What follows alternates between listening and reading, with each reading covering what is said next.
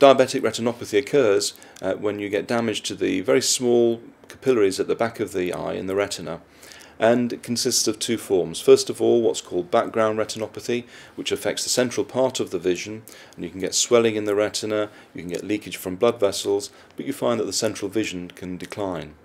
The other sort is when you get new blood vessels growing at the back of the eye, either on the surface of the retina or in relation to the optic nerve. The risk with that component is that you may not have any symptoms until you develop a hemorrhage from these new blood vessels, which are very fragile. And this is an indicator that you require not urgent treatment but rapid treatment, and that's usually in the form of a laser. The things which make diabetic retinopathy worse are poor control of the diabetes and poor control of blood pressure. So it's really important, if you have diabetes, that it's really well controlled, that the blood pressure is monitored, and that your cholesterol also is under control.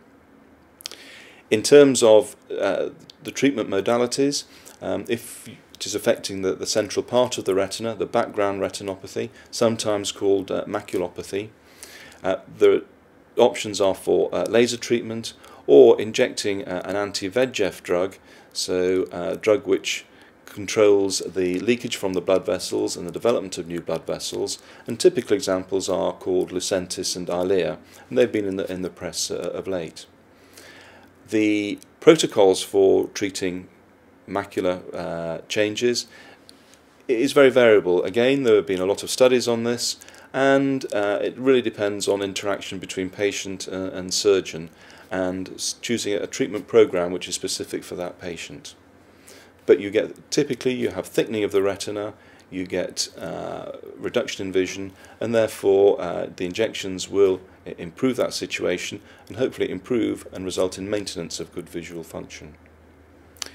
The so-called proliferative form of diabetic retinopathy, where there are new blood vessels growing in the retina or on the optic disc, really needs a very active treatment, and that's usually in the form of laser photocoagulation.